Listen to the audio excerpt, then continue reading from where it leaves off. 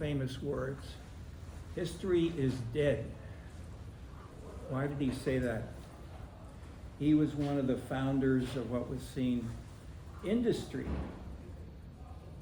He built Ford automobiles. Famous also words, but you can have any color you like as long as it's black. The Model T Ford and the Model A Ford were defining the industrial society, the idea of making the same thing in a factory that could be done fast, efficiently, cutting prices, reaching a much bigger market, and so forth.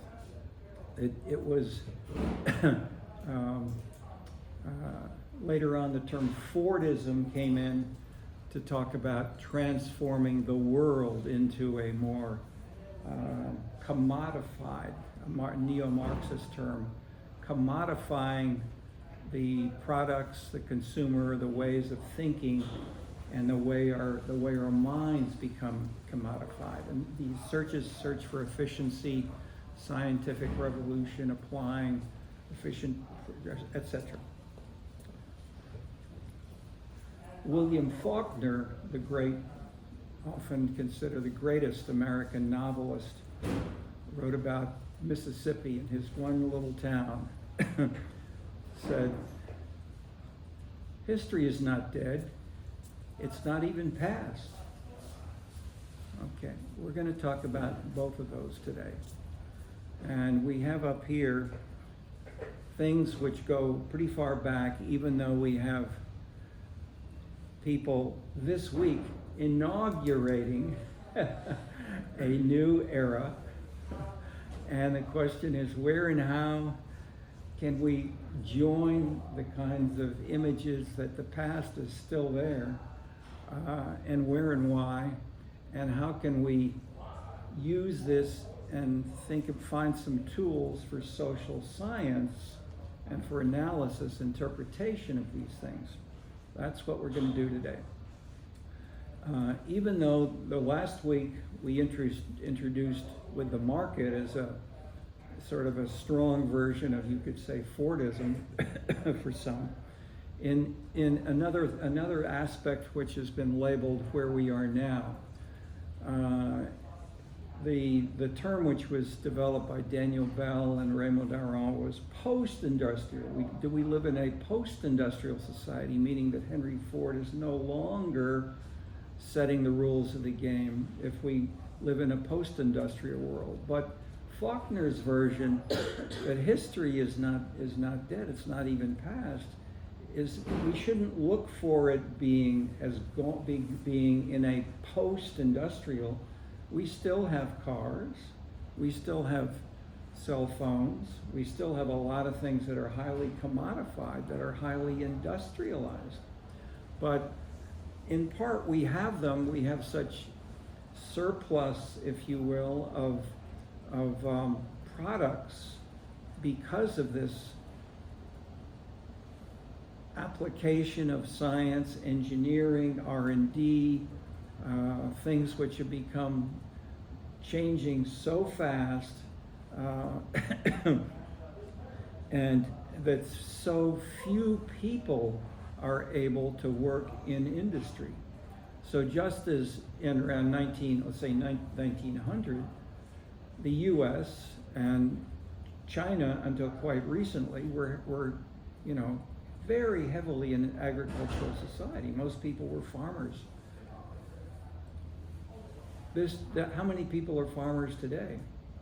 Tiny percentage of the workforce, but we have tractors, fertilizers, all kinds of things which have made a very small number of people are able to generate the food that is, until recently, I think it's still the case, that China imports more food from anywhere else in the world, and a lot of things which they're trying to make it more efficient. One of which we may dig that out later. Potato. Instead of replacing rice with, the Chinese government has heavily invested in trying to encourage potatoes. it takes a lot less water, a lot less money, a lot less labor than rice. Okay. The main focus, in a sense, this week is about, well, I've simplified and called them action groups as a general term. And this starts with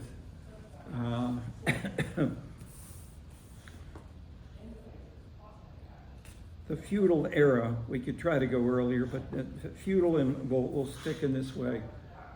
This is well known to you from nowhere else, from Karl Marx. So Karl Marx, classically would contrast feudal, industrial, socialist, communist, four stages of history. Where what we're going to do is go on these two pages, which are on the reading list.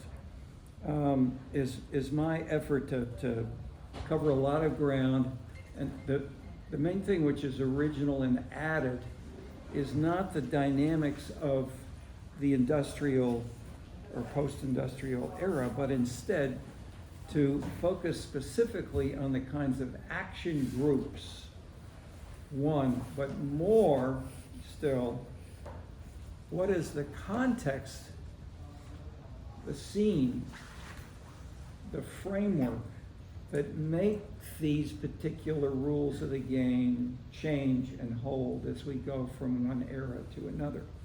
And then soon we will try to say, how are these still all present, and how are they around us here now in the early chunks of the 21st century. This is where and how do these still work? That's what's original today. That we're putting history to work in social science, but not saying that history is dead in any way. Okay, where and how?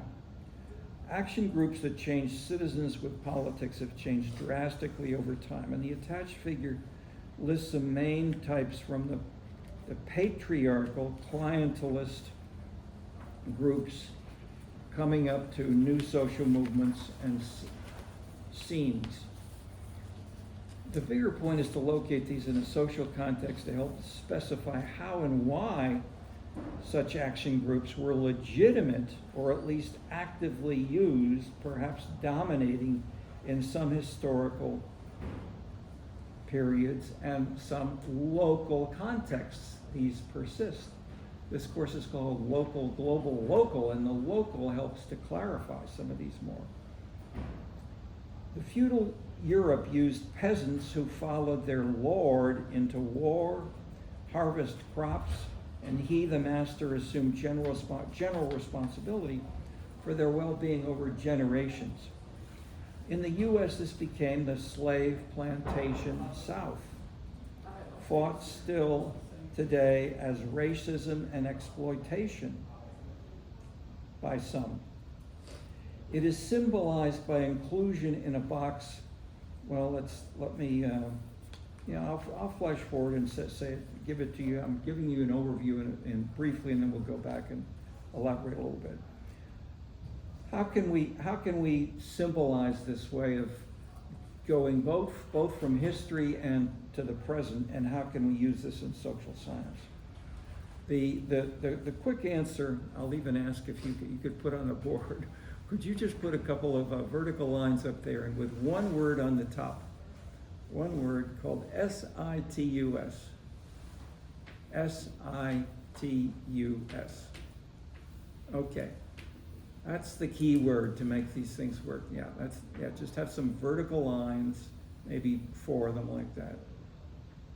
Okay. What's on the board up there is the past. That's history and its stages. Where and how does this live on? And the answer of the social scientist came by a Frenchman, Émile Benoit Smollien is the one who coined this term, situs. And it's then been continued by people like Daniel Bell. But we're using it in a different way. See, Daniel Bell would have Bell was closer to Marx in that sense. What we're trying to do is be closer to Faulkner in that way, but make it a little more analytical. One way to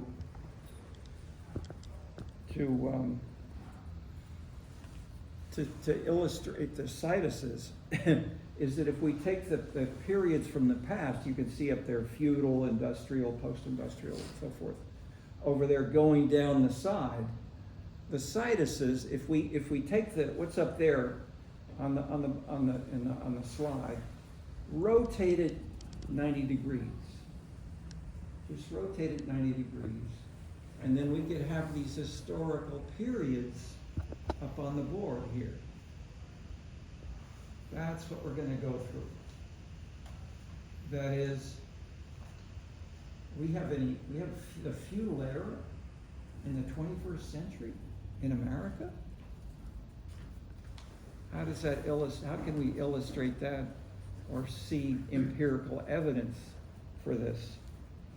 Well, one way people often talk about is politics and voting and who supports whom. We're in the south side of Chicago. I live in Bronzeville. What is rate and the politics of much of Chicago in the 20th century is about ethnicity and race.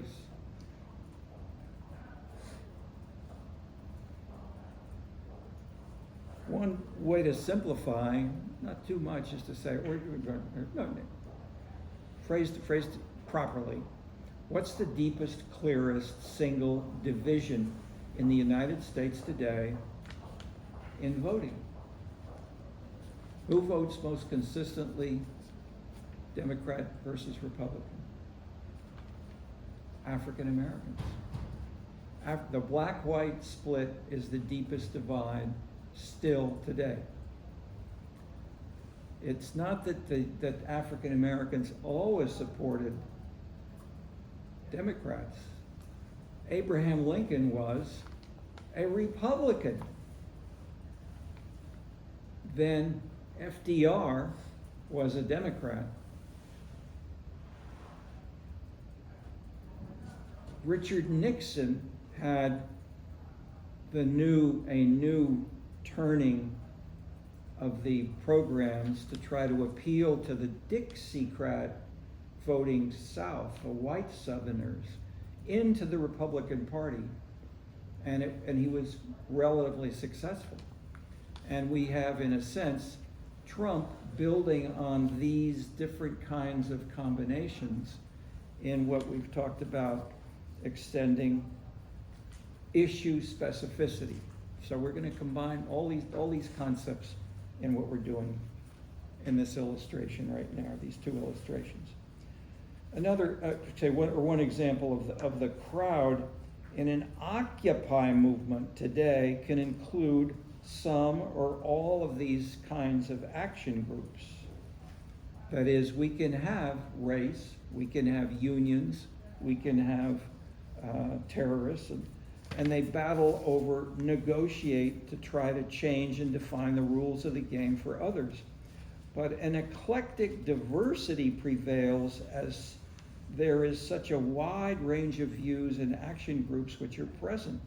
This is a simple way to summarize of where we are politically, that we are not entirely anything. Post-industrial does not mean that class politics is dead, as we saw in Chicago, when a new book stresses how the union was fighting against a general context that is unfavorable to unions compared to a few decades earlier. Similarly, racism is not dead, even if it grew out of feudal slavery. But more important, we have new kinds of action groups that have emerged since the 70s, after the 70s. The 70s was the era of the new social movements: women, environmentalists, human rights,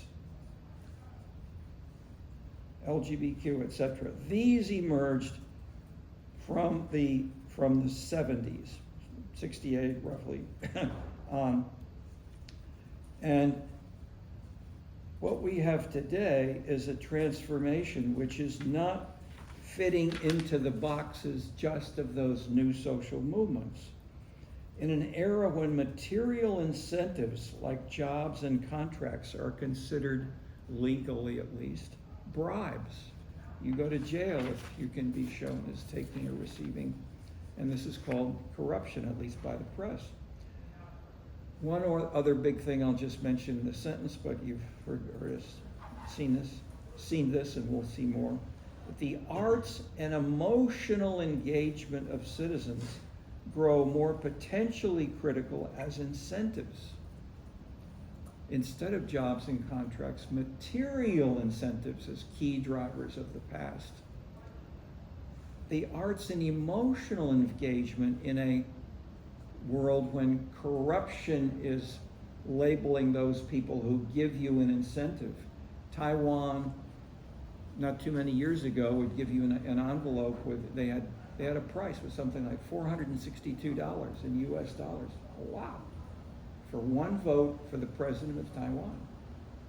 Okay, that now is called corruption, and people go to jail in Taiwan and elsewhere. But recently, it was that clear, and dollars and cents measured very precisely, right? So within local currencies.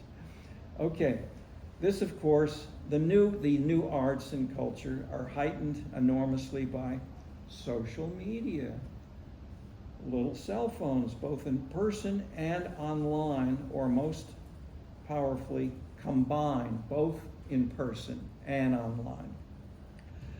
Okay, we can think of some examples of many of these and how do their dynamics conflict, and how are the conflicts resolved.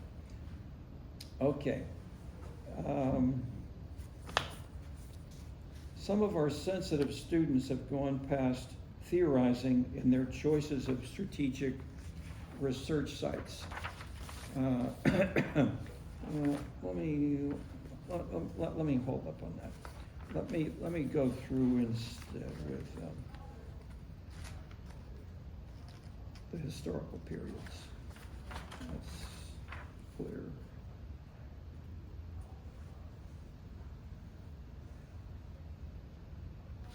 Okay. Yeah, okay. I'll go back and forward in the sense that I'm really doing here. We're going from present to past, past to present. And I'm pointing out that, as usual, some of our USC students are ahead of the world, others are well behind. But the idea that in some topics of PhD theses, as well as student papers you can write, illustrate and how we can find we can call strategic research sites. Examples: Lauren Saylor and Norma Taplin wrote on bicycle culture and the movement called critical mass. Started, I think, in San Francisco, but it's been active in New York, Chicago. It's now in dozens of cities all around the U.S. and in European cities. Cyclists deliberately disrupt traffic to spark political reaction. But who leads? Nobody. There's no clear leadership.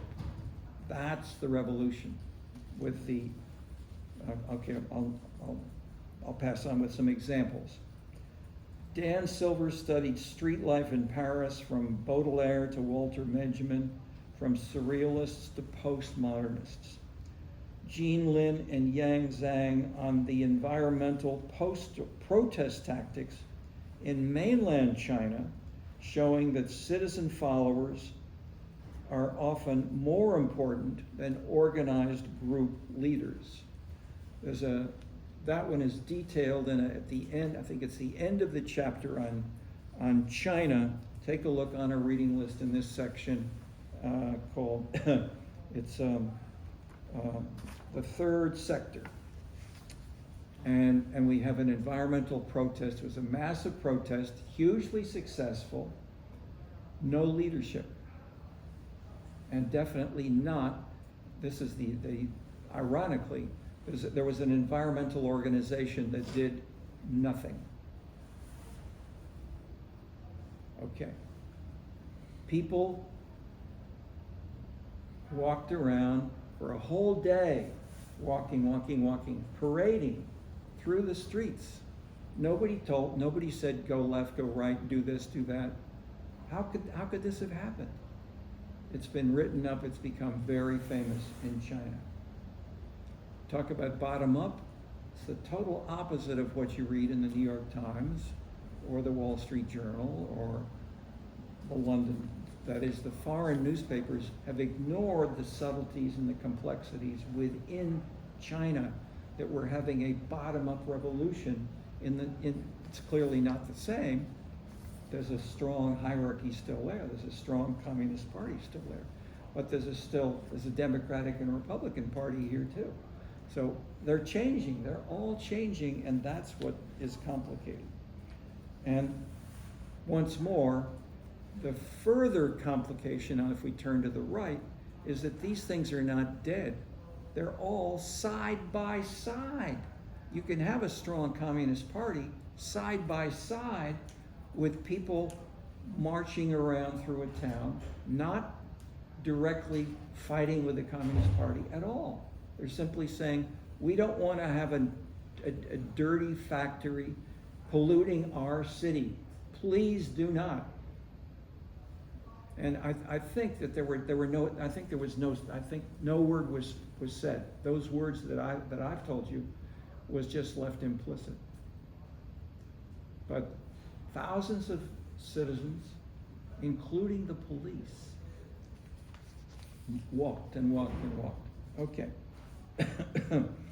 Thomas Swartz and Ava Sverdlou are studying immigrant protest in Belgium via parades, music, floats, and all sorts of new theatrical tactics. These signal, I suggest, at least an instinctive challenge to go beyond the established new social movement paradigms. New social movements, environmentalists, think if you will, would be normally led by the environmental groups. But in China, they were not. Okay, how can this happen?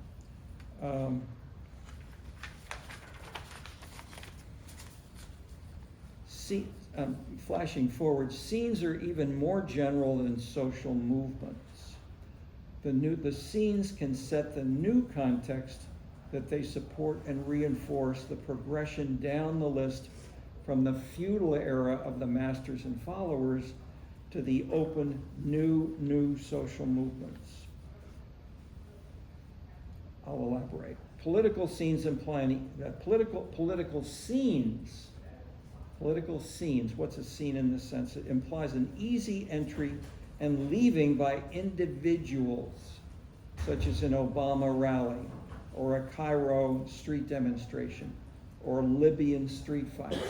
People can show up, they can fight, they can speak loudly. Actually, I'm afraid we're going to have to ask you to step out if you're still coughing this much, okay? It's all on YouTube, but okay? But for today. Oh, like now? Yeah, right now. Okay, sorry. No problem. We see you're here. We know you're joining us. Welcome. You are welcome to be here. But your cold is. Yeah. I think sitting by the doors. Okay, sure. No, and you didn't. And I think you probably didn't. You didn't get the syllabus in time to read about that. So don't feel bad. You're doing you'll be doing just fine. And the YouTube. Everything up to now is there, and that this will be here tonight. Perfect. Thank you very much. Okay, very good.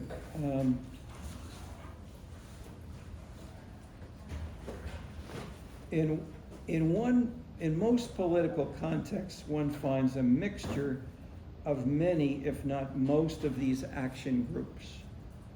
Simultaneously, we can find all of these. And they're fighting over, often, whose rules of the game to follow and what is right or wrong procedurally. America's a post-industrial society, but race remains the deepest cleavage in politics, which comes from the feudal past. These can be conceived as separate situses, distinct vertical frames. What is going beyond the new social movements are what? We don't have a good label. This is a lousy label, but it's here, and we published it now, and we're sticking with it for a while. New social movements. 4 words. New social movements. And let's give you a flavor of this beyond me just giving you the abstract definition. So we got the video, please. So it's. If you can bring that up. Before that, he has a question. There we go. That's it. The Battle of Seattle. Okay, perfect. If we go, let's have a little bit of that. The whole world is watching. The whole world is watching. The whole world is watching. The whole world is watching. The whole world is watching. The whole world is watching. 5 days, 60,000 people, tear gas, rubber bullets, broken windows, police brutality, and millions of dollars in property damages. This is the Battle of Seattle, a week-long series of largely non-violent protests against the Ministerial Conference of the World Trade Organization, hosted in the birthplace of Microsoft and Amazon. They created a fertile soil for much of the pro-middle-class political rhetoric of today. Trade with China cost us 3.2 million American jobs. No more NAFTA. No more NAFTA. No more NAFTA. From November 29th through December 3rd, 1999, Seattle became home to one of the largest demonstrations in modern US history. The Battle of Seattle was among the first mobilizations, internationally coordinated mainly via the internet, with 400,000 people taking part online.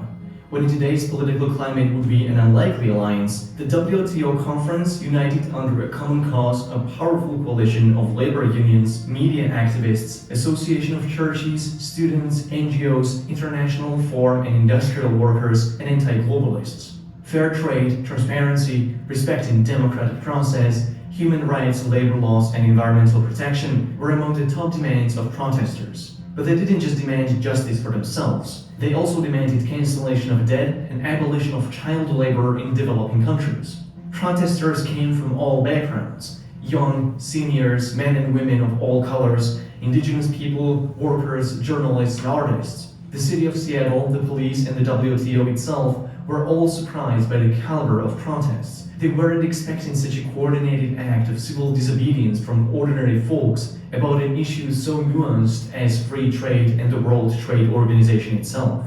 World Trade Organization was a newly formed continuation of the General Agreement on Tariffs and Trade that existed since 1947. Overseeing 145 countries, the WTO's main objectives were liberalization of international trade and to promote and manage globalization of national economies around the world. The organization gave voice to multinational corporations from developed countries that allowed them to push for rules that would let them expand freely into developing nations, exploiting the benefits of less prudent labor and environmental regulations and cheap workforce. The World Trade Organization is in charge of some crucial issues that can critically impact national economies. It can set the limits on how much working conditions should improve or restrain import barriers on free trade in biotechnology and genetically modified food.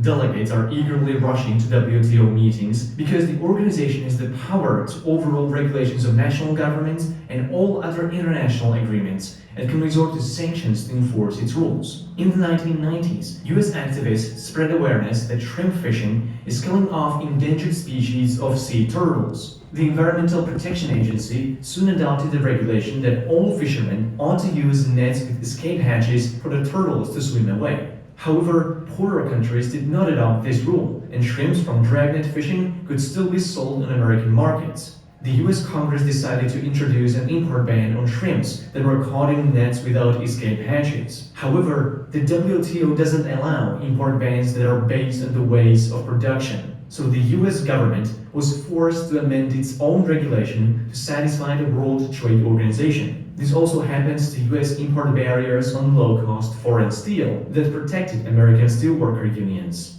The WTO can... Okay, you get the flavor. They don't use a term, and because there was no term and there still is something generally accepted, so we've used it in a couple of books called new social movements. But what they show you is the big news is nobody is in, there's no leadership. They're all different kinds of groups side by side. And so in that sense, the situs as a general label on the right illustrates that we can try to understand a little bit, for example, if we let's take the industrial era, and we have the labor unions fighting against management perhaps, and we have some of that going on today, and that can be one situs going on right now. However, next to it you can have women's organizations.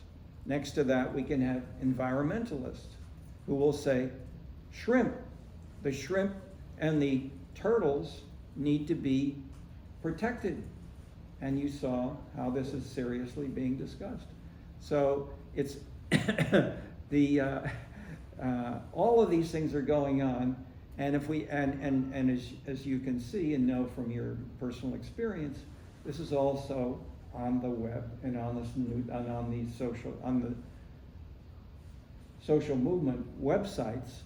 This is valuably important in mobilizing, so that there were thousands of people there, many of them outside the US, coming all the way from Latin America, from Europe, from Japan, and so forth, all coming to Seattle in ways, ironically, that where Microsoft and Amazon were founded.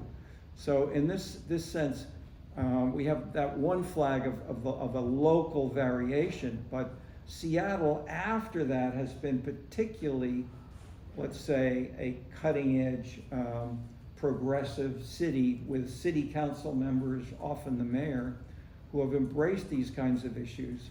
And if we look back, and that is if we try to look back and have a unilinear kind of imagery that might come from maybe a little bit from Hegel, but let's say a little more from Marx, and who would call it scientific socialism, that is that the reason we want to go from one to the next is that the laws of history have been decreed. Karl Marx wrote about it himself. Let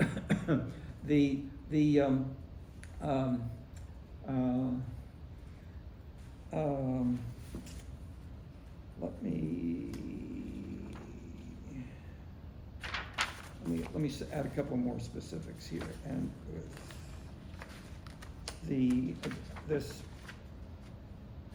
I'm making one quick point is, let me skip on. Let me stick with my notes here.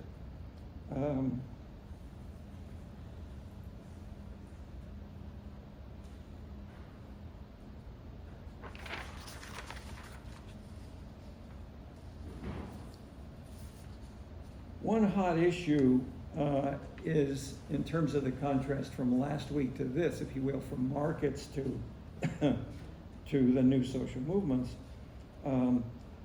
is the role of violence. And so what's often called terrorist, or maybe called terrorist now, but I mean, violence has been at the core of political protest for centuries. Bill Gamson was a sociologist at Michigan, and he found that a possible resource for new social movements was that it sometimes had more positive results if there was some violence. Okay, what and why and how is a delicate issue, and I say in one way that we can simplify is to look at a situs, and then I'll add one more major point in the title of the course, to look at local variations. That what worked in Seattle might not have worked in Waco, Texas. And we see this, of course, with if you looked a little bit at some of the inauguration of Trump this week, they're high school marching bands. I bet they're not from Seattle. Okay. They're more likely from Waco, places in Florida. Okay. The attempt at using a largely nonviolent, media-oriented protest was a dramatical political success via, for example, converting the military in Egypt is powerful documentation to the fragility of many so-called hierarchical regimes and the potentials of new forms of political mobilization like you've seen in Seattle. That is, many, especially in the Middle East, and then battles are going on most visibly right now with the Israelis, the others surrounding Iran, not to mention, of course, Russia and the Ukraine. That is, let me flashback. Why mention the Ukraine at all? The Ukraine was governed by a strong pro-Russian leader. I can't give you an exact date. I'm terrible on names and dates. But the pro-Russian leader was protested against in roughly the same time, same way as in Cairo, as in other places, by new social movements, a little bit, and it looked like Seattle. Not just one single organization. It wasn't tight organization. We don't know the exact makeup. But the point is, it was not a military Russian invasion, or it was not NATO German tanks coming in at all. It was students and demonstrators in the streets led to the resignation of the Russian-oriented Ukrainian leader, and he was replaced by people closer to what we now have with the Ukraine fighting against the Russians. So I mean, the Russian sensitivity and the explicit goal of Putin is to rebuild the USSR, to incorporate Poland, Hungary is what they hear in Poland and Hungary, the Czech Republic. That was part of the USSR. That's what scares those people, and of course the Ukrainians, etc. Okay, so the and I'm simply pointing to Putin being fearful of a situation like Seattle. No tanks, people in the streets, got rid of the Russian leader. That could happen other places.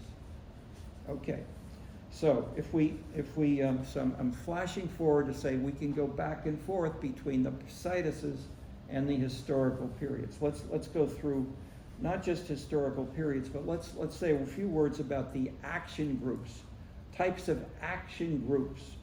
One, feudal. People would march behind the knight, the K-N-I-G-H-T, the master, the political boss, the padrone. The knight would lead his men into war as well as instruct them how to vote. British manor house was charitable in 19th century phenomena that created a large working class, but there were also Tory voters, more than any other European country. But if you just took the proportion of the manual laborers in France, England, Germany, the English working class voted for, at the highest proportion, for the Tories, the Conservatives. Why was the British working class supporting the Conservatives?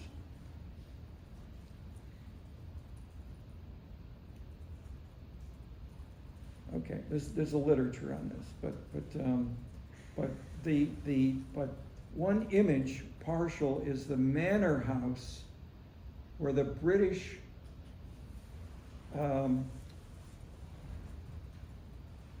elite not aristocracy, but high status folks, were not just in London. They would go down to a place where Sherlock Holmes wrote, acted out the mysteries, and where we had a division between the agriculture and the industrial and the finance and the trading kinds of activities. Those people did all of these.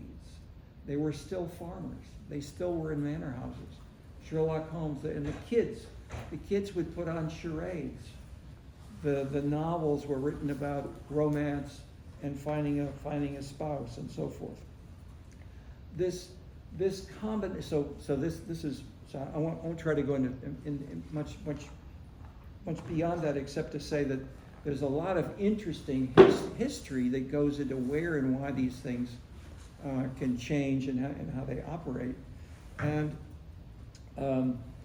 the story is not just Karl Marx's story.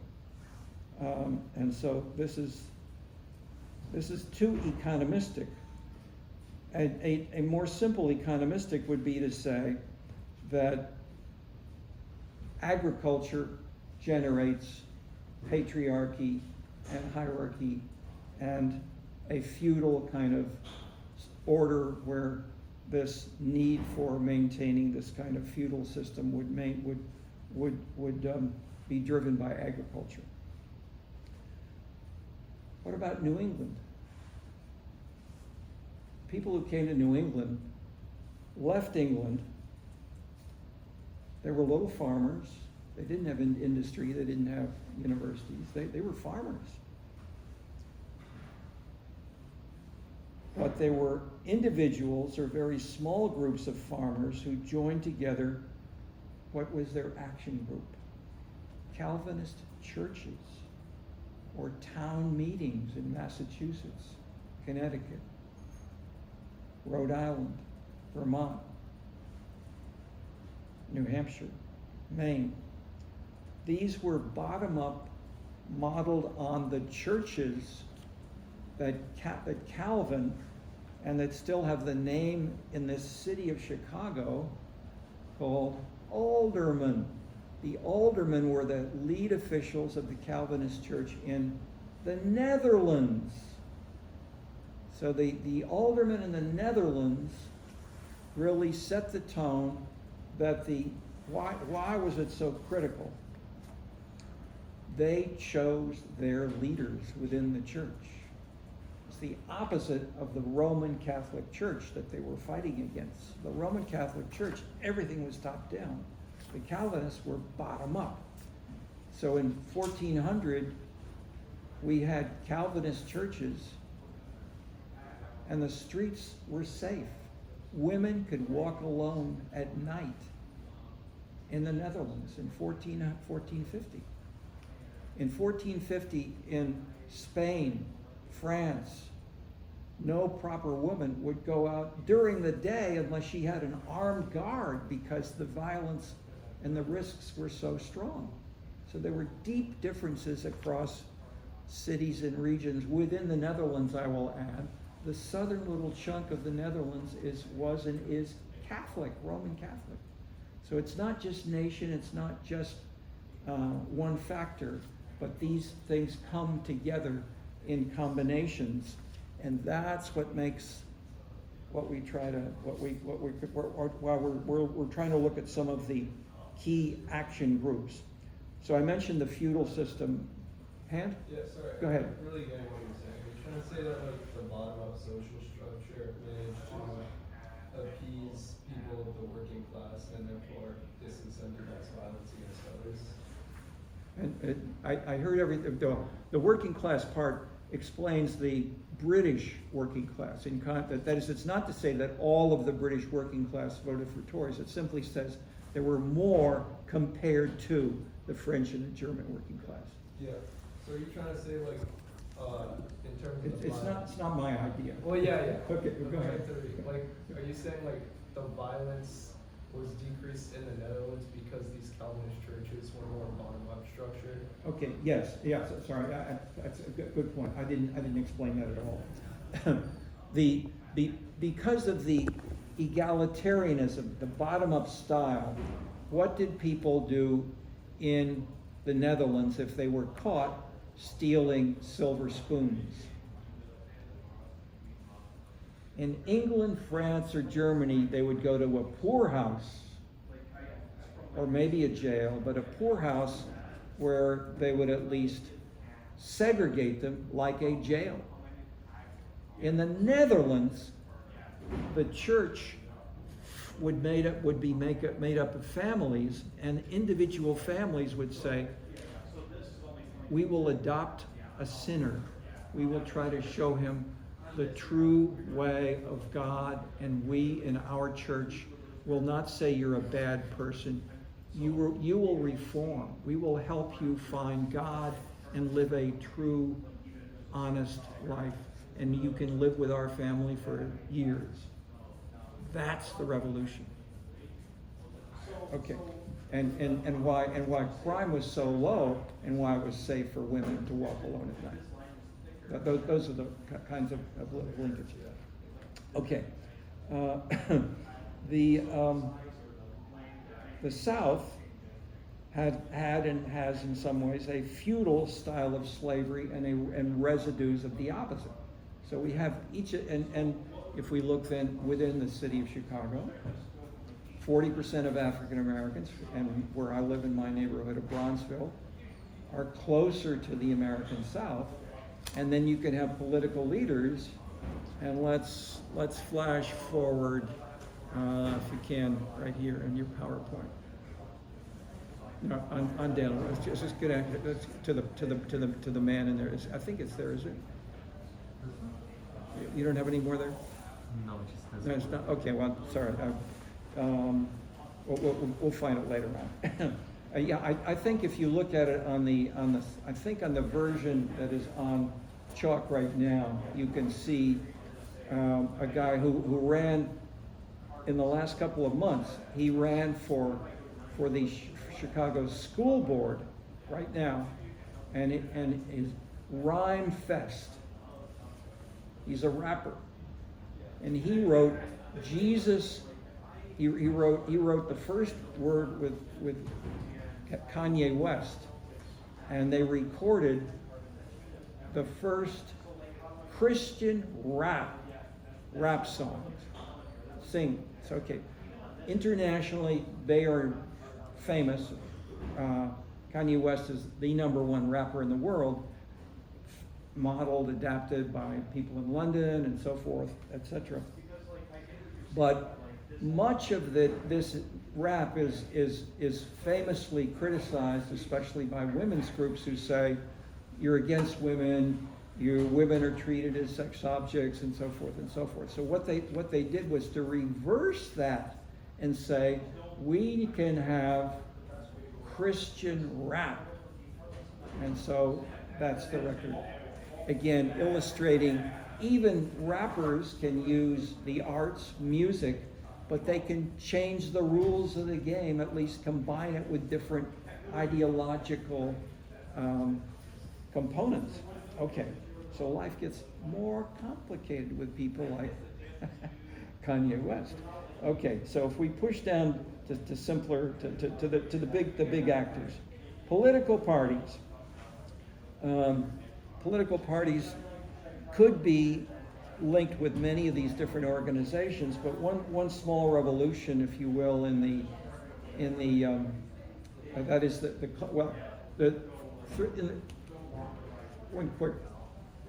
mid-19th century European, the U.S. New Deal, clearly we had sort of a left-right. That then began falling apart. When and why and so forth, I talked about earlier. Many others said, oh, no, of course, I mean, there's a left and there's a right. And this is still right here with Trump. Some people are talking that way, but it's clear, both in Harris and in Trump's campaign speeches, their programs were complicated. They didn't fit with a proper, simple left and right, the same as in the Roosevelt era. So political parties in general are in decline, even if vote, and even if voting and sometimes in general elections is or is not going, it goes up and down. But when we get down to things like nonpartisanship and nonpartisan elections, as we have in Chicago, the city of Chicago, we have nonpartisan elections in the sense that the party is not permitted to be attached to a candidate in the voting booth. All right. So political parties, in that sense, were fought from the 19th century onward in ways that we'll cover a little bit later on. Unions, clearly a linkage with industrial society, is in general decline in the US and France, not in Scandinavia. The unions are still very strong in Scandinavia. They are linked more with the political parties. By contrast, who broke that connection? And Bill Clinton. It was Bill Clinton, and the action was, and you heard it up there, NAFTA. By creating NAFTA and endorsing and supporting NAFTA, he basically, as the Democratic leader, broke with the unions because the unions said, we don't want NAFTA, we want to have higher pay, and we don't want products coming at a lower price produced by people who can work at lower wages. And Bill Clinton said, tough. We want to have consumers have more rights, and you as workers, you will benefit because you will have cheaper cars, cheaper food, cheaper things because of NAFTA. Okay, so with Trump, of course, we're getting the opposite. Okay, so this is, and obviously Canada is part of this debate going on right now.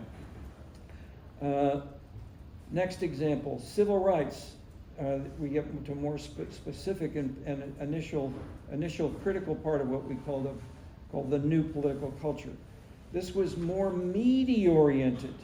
That is, the civil rights movement in the South, led by African Americans, Martin Luther King, number one, was not so labor intensive as in the past, with its focus on unions and factories. Instead, was it fighting? No, it was absolutely not violent. That is, the Martin Luther King, they would sing, they would march, they would be peaceful. Was this invented? No, it came from Gandhi. The Indians and Gandhi really was so successful. Martin Luther King brought it into the US, and then that is spread via the mass media. So people elsewhere would say, hey, look at how much those African Americans did damn well. They're damn well organized, and who was violent? The police. The local police in racist southern towns, there are famous examples of having, pitchforks, electric shocks, using these kinds of crude, violent symbols of terror, also called terrorism now, but they were used in the South against the civil rights leaders in ways that mobilized, and this was tactically planned by Martin Luther King and company. We want to show the national U.S. voters that racism is alive and well, and we need more protection because this is moralistically violent. And so the majority of American voters and the majority of the U.S. Congress said, we're passing a 1965 act which prohibited this kind of thing. And so it was a major step forward. And so the civil rights movement became the model for the new social movements later on. That is, the civil rights were not supported directly at the beginning by one or the other political parties. So the new social movements, women, gays, environment, peace, human rights, these were not primordial, rather these were lifestyle issues. But they did have the coherent organizations of many U.S. NGOs. They had a board, a president, elected officers, fee-based memberships, newsletters, strategy as organization that decided near the top down in that roughly. Some of these are self-interested, others are not, especially self-interested. It was even, that term was used in the video. Self-interested in the sense that the women may be fighting for women, but many of these groups were fighting for animal rights, or let's say poor workers in poor countries, but these were Europeans and North Americans who were leading this kind of battle. Not just within places in Africa or intermediary countries are no longer so poor. But the simple point is we have emergence of a more moralistic orientation linked with, in the US and the West at least, with the Bible, with biblical concerns, the common good. Human rights, that is not just women fight for women's rights, but humans fight for all human rights. That comes from a moralistic kind of concern, pushing it further. So, okay, so I'm giving you a quick overview of what the new social movements, the NSMs, added. And of course, they fought against, because they were not embraced by the political parties. The most dramatic in terms of some of our readings the European theorists saw this most dramatically, because they had militant. They tried to build up history of the environment in Italy and Germany. They went to the political leaders in Germany and political parties, the left parties, and said, we'd like to be part of you, and won't you support the environmental movement here in Italy or here in Germany? And in Germany and Italy, the leaders said, we are the party of the working class, Marx. So what did the environmentalists do? They became terrorists. They blew up trains. They kidnapped professors. They kidnapped political leaders, children of them, and so forth, for 2, 3, 4 years. It was scary for more than 2 or 3, more like something like that. But what changed was the left parties in Italy and Germany both said, okay, the Social Democrats said, we want you to be part of the Social Democratic movement. And you can also have a green movement. So there was a green party, but the green issues were embraced. And then this led in turn, we'll talk a little later on, but I'll just add here, a critical part where you can see the context, critical context, was the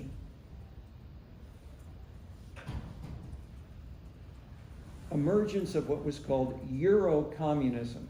Within the Communist Party of Spain and Italy, most visibly to some degree Greece, you had the Communist Party saying, we want and we endorse and we support women, Greens, human rights, the environment.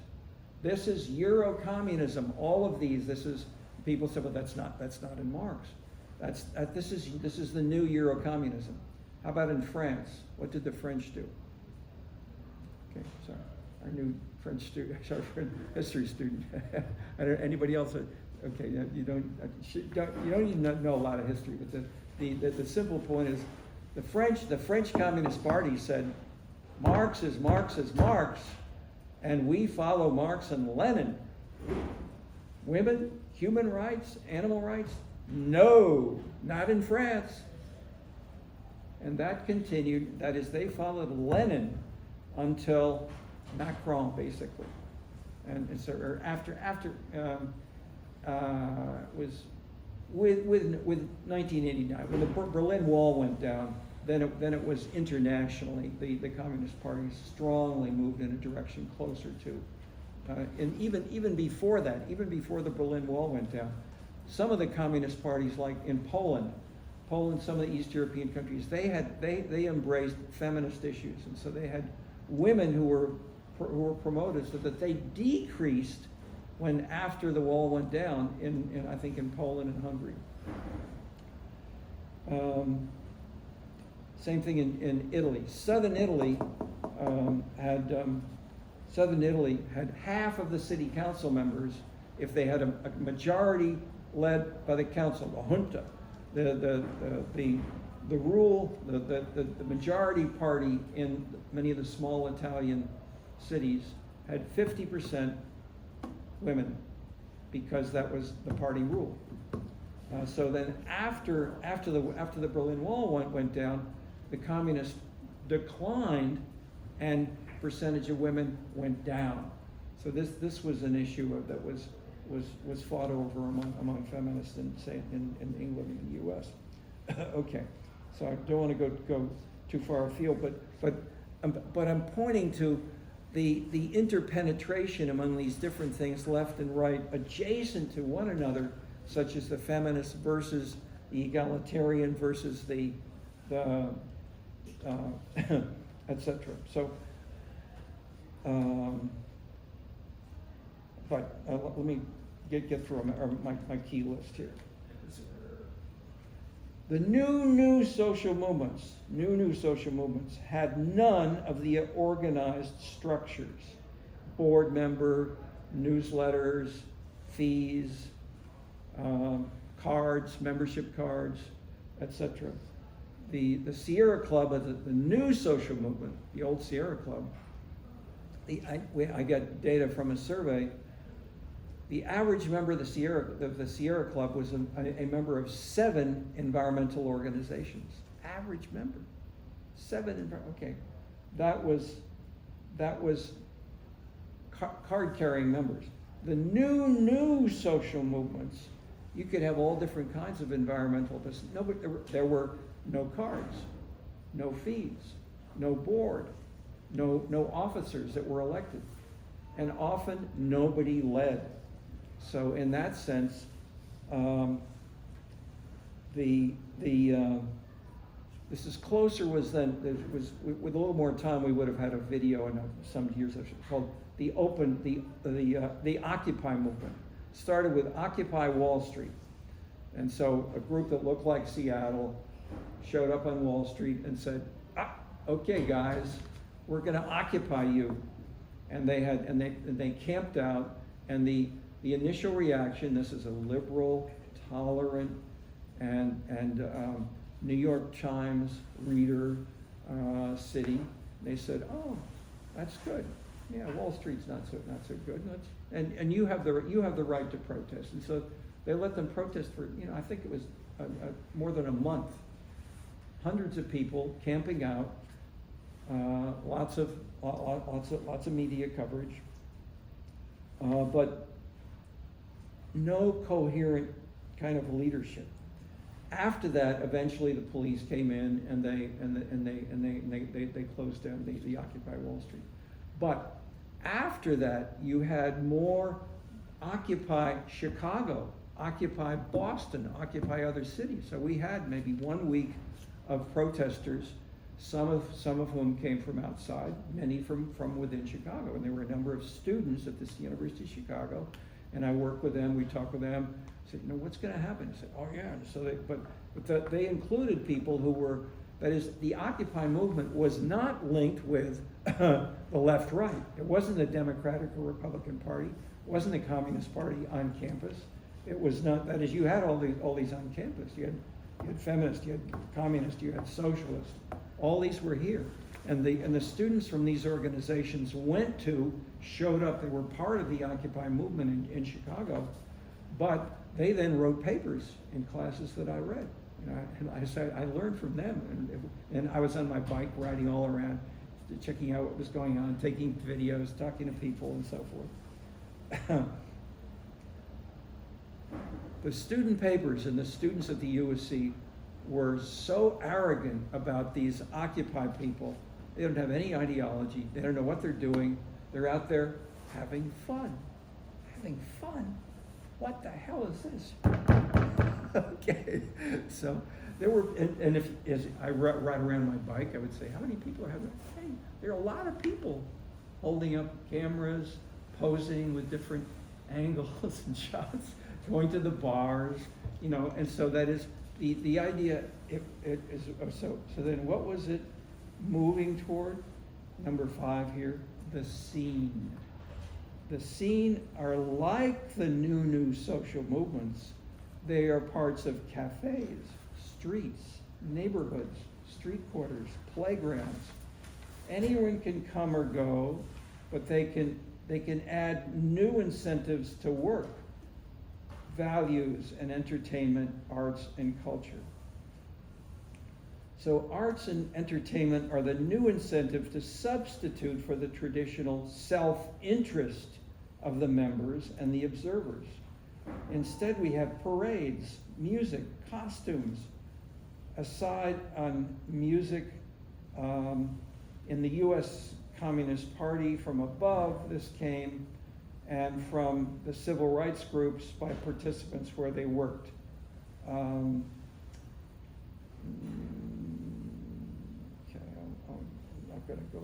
I'm not going to try to go into detail, but I'm going to have a couple of minutes. Okay, let me stop there. I could talk about other things, but let me stop here if you have anything that you want to talk about on this. I've tried to give you the overview. Yes. This would take our conversation like practically an hour back, so I'm not sure if you want to. Sure. No. Anything. Any. No. It's fine. Okay. So. Is it okay to lower your mask while you're Sure. chatting? Sure. Tell us what you want to say if you want to say anything about your background, such as Occupy or anything like that might fit into. Go ahead. About my like background with. Well, no. But we also ask. But what town did you grow up in? I grew up in Chicago. Chicago. Okay. Yeah. Great. So we're talking about Chicago. Okay. Go ahead.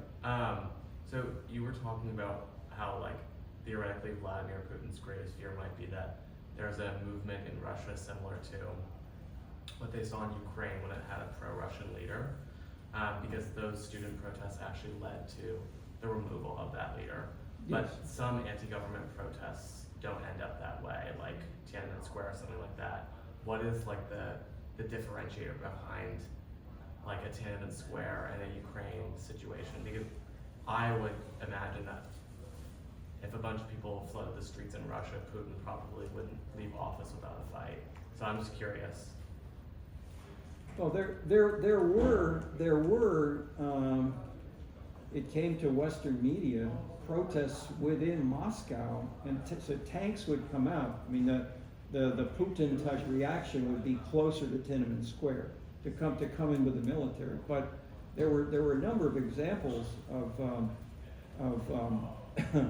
what they called the pussy girls or something like that. I mean, there were these young Russian women who went into a Russian Orthodox church and were engaged in sexual activities, which is a huge violation of the Christian and especially the much more strict Russian Orthodox Church.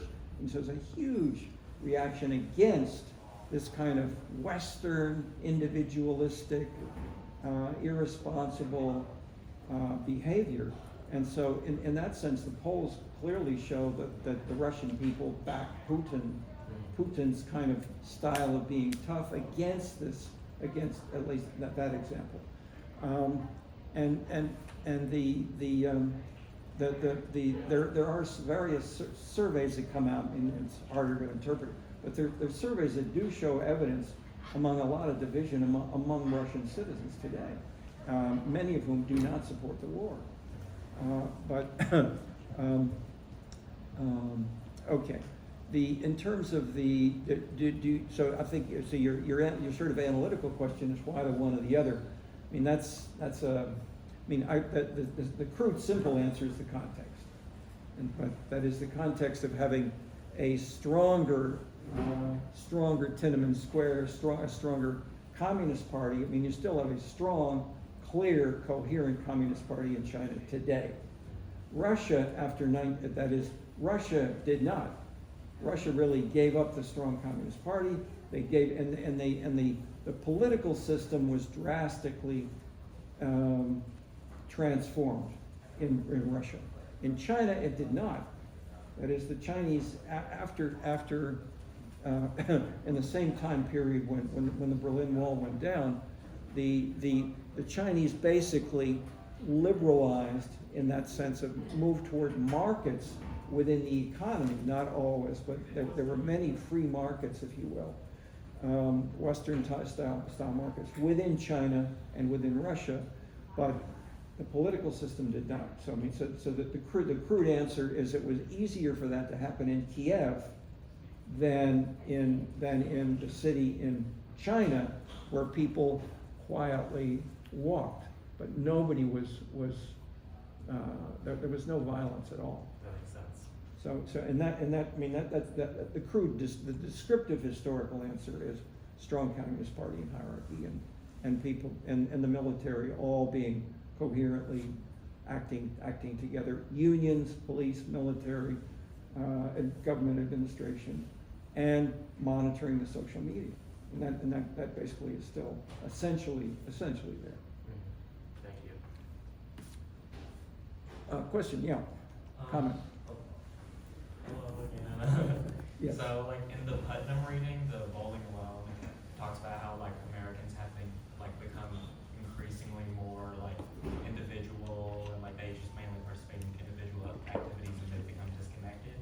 Do you think like the new like scene of like the new social movement like can remedy that and counteract that? You know, because like there's a bigger emphasis on like arts and culture, so maybe more people are, you know, like spending time with each other. Because like he wrote that in like late 90s, early 2000s.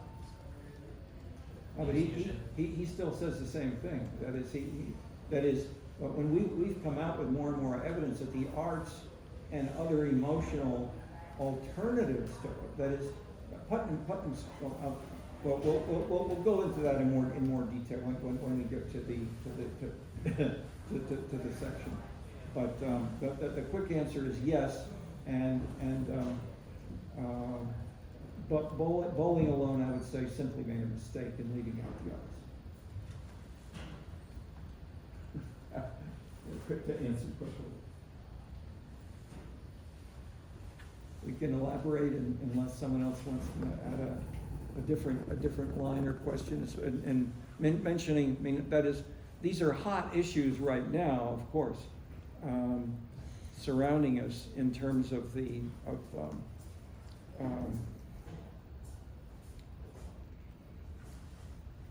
musical groups and artists are being pursued by each of the Democratic and Republican candidates, especially since Bill Clinton using Hollywood and then playing his own musical instrument, playing with bands, having them come to the White House, the Obamas dancing publicly and dancing very elaborately, etc. These kinds of visual, physical, symbolic symbolic things, which are great television material. These are the kinds of dynamics that are being used and actively and successfully. And so for Putnam to say, how many members are there in this church, in this Boy Scouts group, in this bowling alley? If he focuses only on those organizations, he misses the ideological and aesthetic and emotional underpinnings, which are major drivers, especially from New England. So let me qualify. Putnam is smart. Bowling Alone was written for a mass audience and had a huge impact. But his earlier book on making democracy work and his later book on religion and its politics were very subtly done and were very good, even though there's not I would say enough attention for the arts, but nevertheless he's sensitive to these kinds of dynamics as well. we are at the time to leave. Thank you, folks, and we will continue further.